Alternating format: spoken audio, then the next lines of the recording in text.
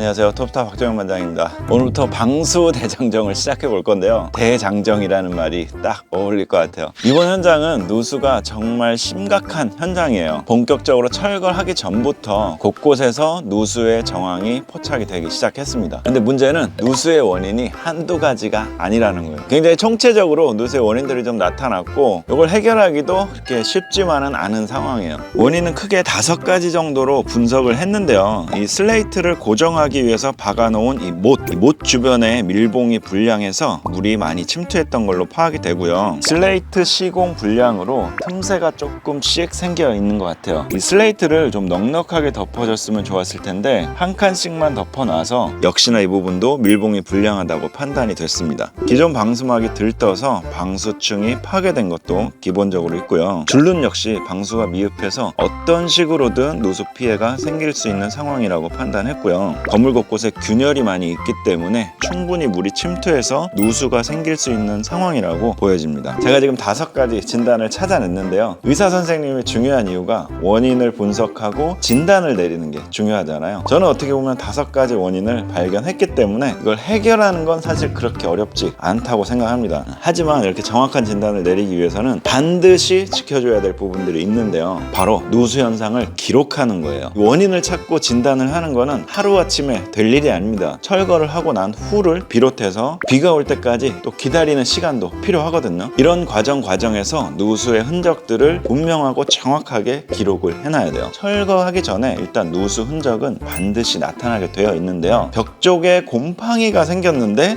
약간 물 흐르듯이 위에서 아래로 생긴 모양이 된다고 하면 누수의 가능성이 큰 거거든요. 결로에 의한 곰팡이는 경계가 뚜렷하기보단 그 주변의 경계가 좀 희미하게 이렇게 어떻게 보면 좀 자연스럽게 곰팡이가 생기는데 누수에 의한 곰팡이는 경계가 어느 정도 좀 뚜렷하게 보이는 장점이 있어요. 천장에 누리끼리한 물때가 보인다면 아주 높은 확률로 누수일 가능성이 큽니다. 샤시를 뜯기 전에 샤시 모서리 쪽으로 곰팡이가 보이거나 물때가 보인다면 창틀 주변에 밀봉이 불량해서 누수가 생겼다고 또 판단을 할 수가 있어요. 내시경을 해서 용종이나 이런 것들을 찾아내듯이 천장을 철거하게 되면 비교적 뚜렷하게 누수의 지점을 파악을 할 수가 있는데요. 역시나 이 현장도 천장을 걷어내게 되니까 곳곳에 누수의 흔적들이 발견되기 시작했어요. 보시는 것처럼 녹물 같은 게 흐른 자국이 보이시죠? 이렇게 슬레이트를 박기 위해서 박아놨던 못 주변에서 누수가 생기고 있구나 라는 걸 파악을 할 수가 있는 거죠. 마찬가지로 기초 방수가 부실했던 부분에서도 누수가 생겼는데 지금 보시는 저런 누리끼리한 물때들이 다 이제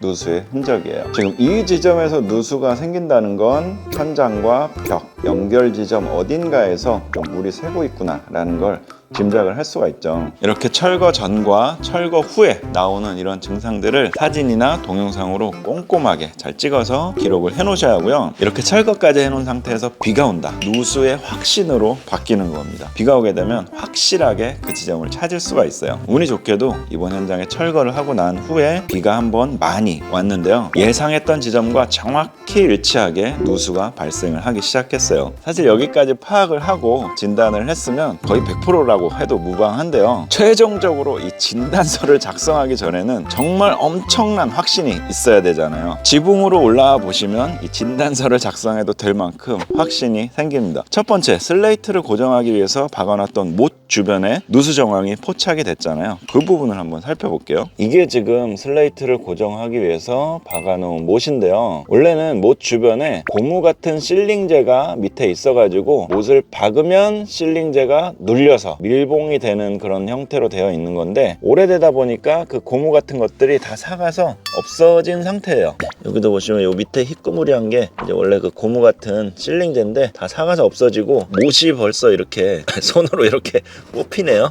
이런 데는 이제 당연히 물이 들어갈 수밖에 없고 이런 건 이제 있으나 마나한 상태가 된 거라서 슬레이트 고정 못의 밀봉 불량은 진단서를 작성해도 되겠습니다. 이 부분은 확실한 원인이에요. 다른 곳을 봐도 대부분 동일합니다. 밀봉이 밀봉이 많이 불량한 상태예요. 밑에서 봤던 누수의 간격과 어느 정도 못의 간격도 다 일치를 하기 때문에 슬레이트 고정 못은 100% 다 밀봉이 불량하다라는 걸 진단할 수 있습니다. 제가 생각할 때는 이 슬레이트 연결 지점도 문제는 있어 보여요. 지금 비가 오는 날 어느 정도 확인을 했던 부분인데 여기서 보시면 제 예상이 어느 정도 들어맞는데 이 부분이 이제 덮여지는 부분인데 끝단이 한 칸까지 더 덮였으면 많은 부분이 겹쳐지면서 틈새가 안 생겼을 텐데 여기 같은 경우에 지금 요만큼 덮여 있잖아요. 물이 들이치면 충분히 요 틈새 사이로도 들어갈 수가 있는 상황이 의심이 되는 겁니다. 고정이 야무져서 틈새가 아예 없다 그러면 또 되겠는데 보시면 이렇게 좀 움직여요. 그리고 요 사이에 물때 같은 것도 지금 많이 껴 있거든요. 틈새로도 충분히 물이 타고 들어갈 수 있다라고 보여집니다. 이 부분도 마찬가지예요. 지금 덮인 부분이 많지 않기 때문에 아무리 이렇게 경사가 있다 하더라도 비가 이런 식으로 세차게 들이치면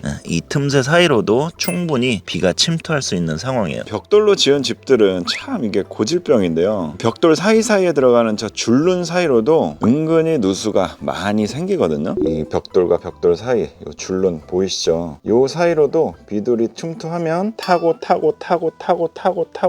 들어가서 내부 어딘가에서 누수가 생기는 경우가 많이 있어요. 저 줄눈이 야무지게 채워져 있을 것 같지만 내부를 보게 되면 야무지게 채워져 있지 않습니다. 보시면 그냥 이렇게 돼 있는 거예요. 여기서부터 여기까지만 지금 채워져 있는 거거든요. 그러니까 예를 들어 여기 생긴 균열 사이로 물이 들어간다고 하면 이렇게 안으로 들어가서 바로 이렇게 나올 수도 있지만 이렇게 타고 가서 쭉쭉쭉 가서 균열이 생긴 어딘가로 나오든가 아니면 제일 하단으로 나오든가 이런 결과가 생길 수가 있는 거죠. 아무리 이걸 꼼꼼하게 시공한다고 해도 벽돌과 줄눈 이 사이에 이렇게 들뜸이나 균열이 생기는 건 거의 어쩔 수 없는 현상이라고 생각을 하거든요. 노후된 주택은 이 줄눈의 방수 처리가 거의 반드시 필요하다고 생각하면 돼요. 세 번째는 기본 방수층이 파괴된 부분인데요. 밑에서 봤을 때 처마 부분의 누수가 굉장히 심각했거든요. 그 원인은 여기서 지금 고스란히 드러나고 있어요. 이게 원래 기본 방수를 해놨던 방수층인데 이 부분이 다 이렇게 깨지고 들떠 있습니다. 나름대로 처음에 방수를 할 때는 2겹 정도로 시공을 한 것 같아요. 이건 약간 FRP 같은 그런 재질 같은데 그런 게 한번 도포가 돼 있고 그 다음에 시멘트 방수를 한 것 같은데요. 문제는 나름 야무지게 했지만 이렇게 하자가 발생하는 이유는 아무래도 접착 불량이 가장 큰 원인일 것 같아요. 뭐 내구성 문제도 당연히 있겠지만 기본적으로 접착이 불량하기 때문에 이렇게 다 떨어지는 게 아닐까라고 판단을 할 수 있습니다. 지금 들뜨지 않은 이런 부분들도 사실상 방수층이 의미가 없다고 생각하시면 돼요. 이런 사이사이로 물이 다 들어가서 밑에서 보이는 그런 지점으로 다 흘러나오는 거죠. 이 집은 어떻게 보면 좀 구조가 특이해요. 이렇게 슬레이트 지붕으로 해서 다 벽돌로 해놨는데 이 처마 부분만 옹벽으로 해놨거든요. 그래서 이 부분에서 지금 문제가 좀 많이 발생하고 있는 거예요. 이 기본 방수층을 다 걷어내고 새로 해줘야 되는 상황입니다. 마지막으로 균열인데요. 지금 이 처마 부분이 시간이 지나고 하중이 지속적으로 발생을 하면서 전체적으로 앞으로 이렇게 푹